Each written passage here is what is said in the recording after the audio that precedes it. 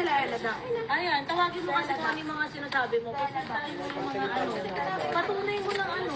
Tinignan yung sinasabing biruan. Ano, biruan ba yun? Ano ba? Hindi ko naman alam kung biruan yun kasi araw-araw naman kasi nila ginagawa sa akin yung bunot na yun. Hindi ko naman siya makukonsider na biro kasi. O paano araw-araw? Kasi kailangan natin malaman. Anong mga ginagawa Ikaw mo sa'yo? siya sigawan, umiiyak na yung bata. Ano ba nangyari? Nai-stress kasi ako eh. Dito nasaan? Sige.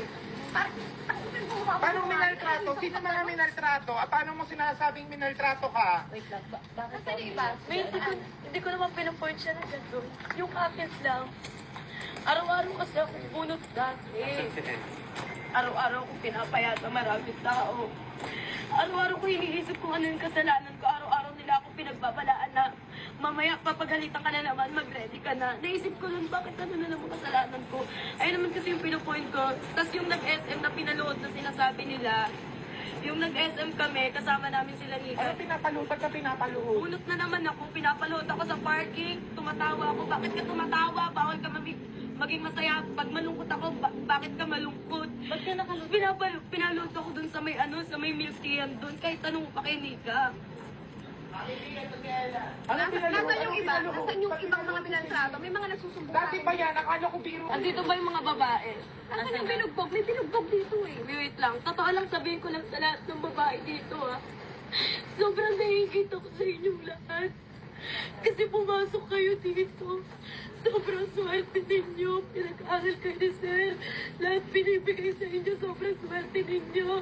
Hindi nyo napagdaan na lahat ng mga napagdaanan ko. Na araw-araw may iisipin kung bakit. Pero ginagawa mo yun kasi para sa pangarap mo. Para sa pamilya mo. Tinis mo lahat. Sobrang swerte ninyo. Kaya hindi nyo ako masisisi kung bakit minsan nainis ako sa inyo pag ang aarte nyo mag-vlog. Kasi ang babait sa mga hunter ninyo. Buti na nga lang hinawakan ako nun ni Mami P yung unang contest namin kasi nagalit siya nun sa akin. Buti na lang binitawan ako. Ay, buti na lang hinawakan ako nun ni Mami P kasi wala talagang pumipili sa akin yung pageant. Si Ate Riri sobrang dami niyang hawakan. Pinapamukha niya pa nun sa akin. May hawak sa'yo. O tawa ka naman, walang hawak sa'yo. Buti na si Mami P. Siya. Bakit sila bang handle mo time na yun?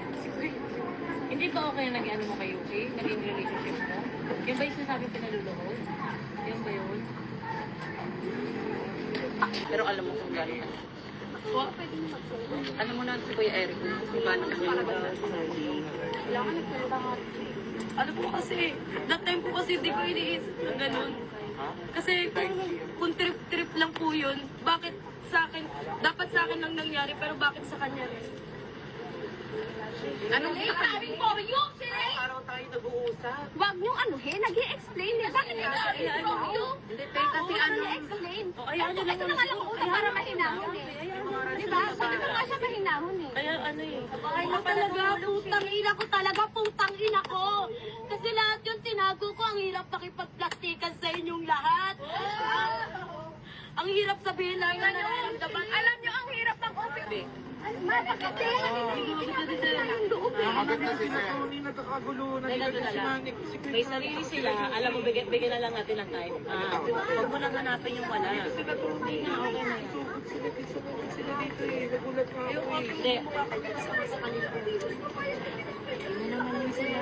Minamanipula naman nila lahat ng tao dito eh. At minamanipulan nyo kami. Ngayon mukha pa kami masama.